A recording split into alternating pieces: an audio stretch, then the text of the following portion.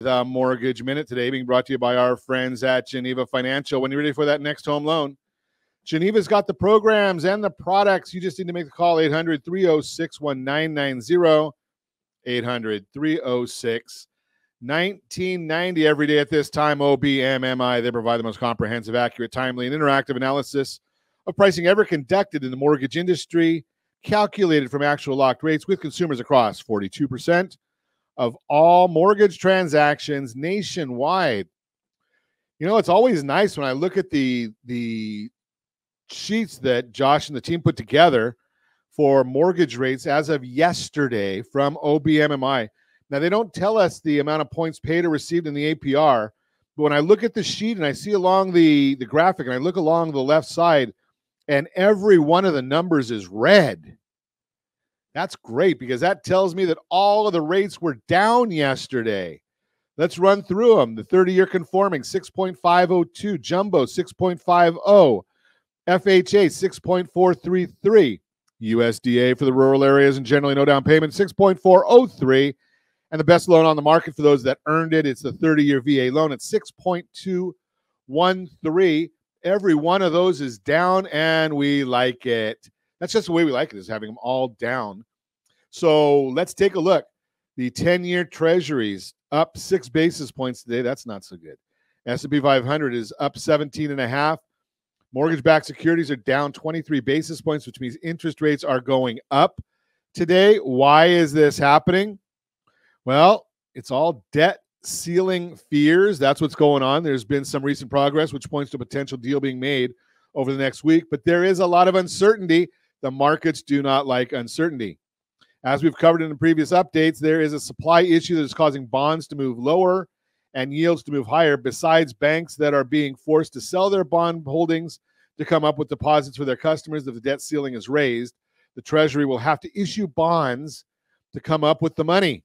This would create additional supply that has been absorbed that has to be absorbed by the market.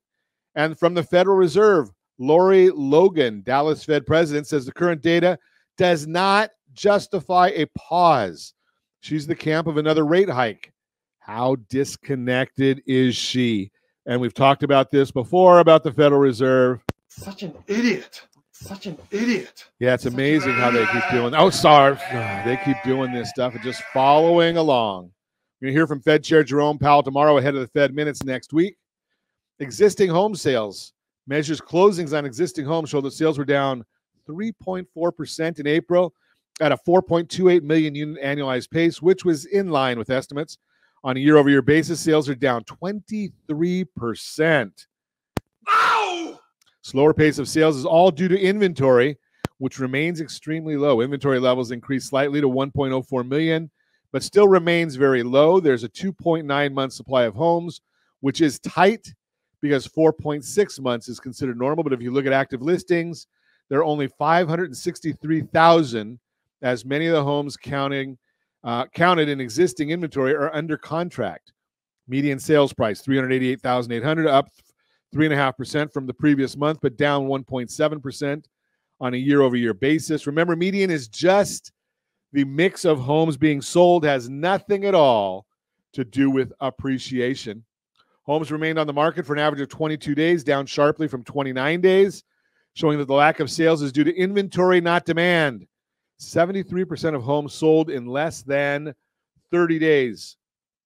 Less than 30 days. Think about all of that. So just amazing what's going on here. So just a bottom line to give you that information on some of this. First-time home buyers, 29% of sales. If you're a first-time home buyer, we've got a workshop that we can actually send you a copy of. We did this live last week, I think it was, the week before. Cash buyers accounted for 28% of sales, which is up from 27%. That means that roughly 40% of homes with a mortgage are from first-time home buyers. Investors made up 17% of transactions, which was unchanged. Clearly, investors are seeing the opportunity in housing right now. Initial jobless claims measures individuals filing for unemployment benefits for the very first time, fell 22,000 to 242,000. Don't take this as a drop in week-to-week unemployment, but rather there was fraud in Massachusetts last week that spiked the numbers. Averaging out the last 4 weeks, this figure stands at 245,000. Continuing claims are those that continue to receive benefits after the initial claim. Decreased 8,000 to 1.8 million units. That is the Mortgage Minute, brought to you by our friends at Geneva Financial. When you're ready for that next home loan, Geneva's got the programs and the products. You just need to make the call, 800-306-1990, 800-306-1990.